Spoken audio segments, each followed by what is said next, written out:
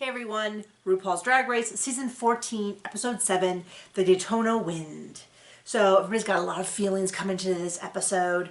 RuPaul comes in and says, we're almost halfway done, and I'm like, almost halfway? This show's been going on for years. I'm like, I can't believe this. And then I remembered that we didn't lose anyone the first 2 weeks. We didn't lose anybody when Cornbread went home. And I'm like, oh my gosh. You know, we have all these things we have to catch up for, which we come back around to later, but they're going to do an acting challenge. So it's always very exciting. They have the Davenports, the O'Haras, and the Michaels. Directors RuPaul, which I do love. I do love that. Georges is in charge of assigning roles. She lets people decide. So I actually saw the pit stop before this, and they were like, this is a terrible idea. You don't want to do this. And I'm like, I don't get how it's a terrible idea, because this is my opinion.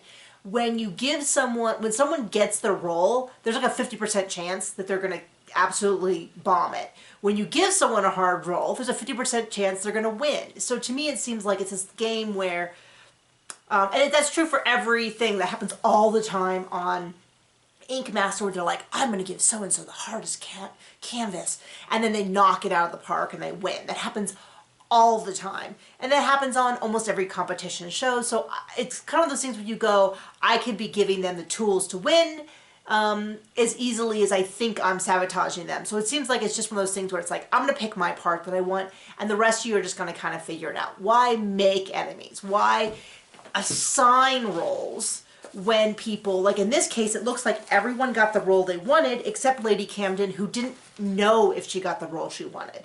It wasn't that she got a role she didn't want, she just had no idea if it was a role she wanted or not. So no one really is blaming Georges. So to me, I feel like that's the smartest way to do it. Just be like, hey, I'm cool with everybody kind of picking their roles as long as I gotta pick mine. And then it's like, somehow it's magically no one's fault if you get the role you don't want. But everyone seemed to get it. Everyone seemed to do pretty good. There was only a few people who seemed to do a little less good. So I thought that Deja and Angeria were kind of the only two who, to me, seemed like they had anything other than a stand-up performance. Everyone else, I felt like, did really well. Then we get to the runway. I could not get over how much Diabetes looked like Chanel from season 1 of RuPaul's Drag Race, and I was just like, that's just so uncanny. Angeria is just a sweetheart, lover. I was like so bummed. I'm like, please don't let Angeria. I actually thought maybe Angeria would be in the bottom, go home, reveal the golden ticket. I thought they were gonna, that's how I thought they were gonna go. But instead they call out Deja, Carrie, and Angeria, and I was like, as safe. And I was like, safe? Then who's in the bottom? I'm like, those were the worst performances. And when I say worst, I mean like everyone was good, and it was like if here's bad, here's good, they were like right here. Like I don't mean like they were bad. It's just, I think it was pretty obvious to everyone that they were maybe a little bit not as good as everyone else. So I was like, who is that is the bottom? This is unbelievable. Then they were like, there's no bottom. And we're like, okay, I should have seen that coming, because it was so obvious. They're all tops. They're gonna be lip syncing for the win. And they end up with Dia and Lady Camden in the top. I kind of disagree. I kind of felt like Willow was better. If of those two, I thought a lot of people were really good. I thought Georges was really good. I thought, for me, it was kind of like, I don't even know how I would have judged this, other than, you know, there were so many good. I just don't know if I would have picked out Dia, but it's hard to say. Maybe. I guess maybe because I wasn't as crazy about Dia's outfit. But anyway, Lady Camden. Oh, and Lady Camden as a top to me is good, because not only she had a good performance, she had a really inventive runway. There's only so many times you can do something really new on Drag Race, and falling into a reveal is really, there's you know, we've had the wig reveal. We've had Brooklyn Heights, who did the like cape swoosh into a wig reveal, which was amazing. And for those who didn't see it, Lady Camden trips, wig goes off, they're down there, kind of looks like maybe they're hurt.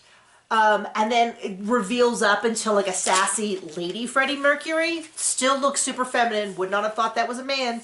But it was like kind of a delightful, like, yay, with like the mustache and everything. It was like, yay, that was so neat. And so there's only so many times you can do something on RuPaul's Drag Race that's really new and different, and that was an example of it. So I'm totally fine with Lady Camden at the top. Lady Camden wins, has a great lip sync. I haven't watched Untucked yet. I will. Sorry. But they, great episode. This is one of those seasons where it's not super high drama. Excuse me, I have a cold. But it's I can totally see this being a season you rewatch while you like work, because it's nice. There's not a lot of stuff where you go, oh, I hate this part. Ugh. You could just watch it. And I just love everyone. And right now I'm down to my top 4. Angeria, who I just adore. Just something is so likable about Angeria. Beautiful, stunning, funny, humble, interesting, crazy about that. Willow, Bosco, Lady Camden, all 3 of those. Love, crazy, super fun. Every time I see Bosco or Willow or Lady Camden, kind of in that order, but maybe not, do it in talking head interview, I'm just like, oh, you know, like, oh, my heart, you know, like, oh, I love them. But I don't really dislike anyone. So I can't believe that's 7 and we didn't lose anyone. So I don't know if we're going to have a double elimination ever. We still have the golden candy bar out there. So that's another episode where maybe no one will go home. So I'm like, are we going to have like a 15 episode season? Let's see, so probably maybe 14? I don't know. It really depends, because they can have an episode where they bring someone back. They can have an episode where they eliminate 4 people. They can have an episode where they eliminate no one. We'll see. So anyway, that is my recap for the week. Tell me, who are your top? Is there someone that I didn't mention? Is there someone that you wouldn't have in your top? Just let me know. Bye.